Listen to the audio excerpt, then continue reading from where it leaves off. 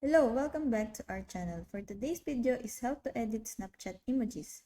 Both on Android and iOS, Snapchat allows you to change the friend emojis right from the chat view instead of you having to go through the settings. This is the easiest way to customize the best friend emojis in Snapchat. So follow the steps closely. Open the Snapchat and move to the chat tab from the bottom navigation bar. Then, tap the horizontal three-dot menu icon and select the Customize Best Friends Emojis option from the pop-up menu that appears. Customize Best Friend Emoji.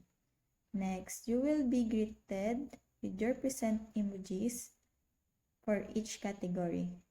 Tap on the friendship category, whose emoji you wish to change, and tap to select the replacement emoji. Then change emoji Snapchat. That's pretty much it. You need to tap and check. You need to tap the back arrow at the top left to confirm the change and see the new friend emojis next to a particular category in Snapchat.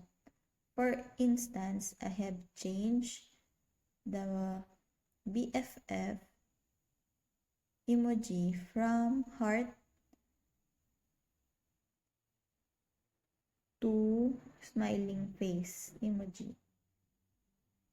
So that's it. I hope that this video helps.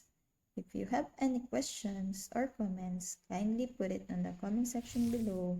And if not, don't forget to subscribe and like. Thanks.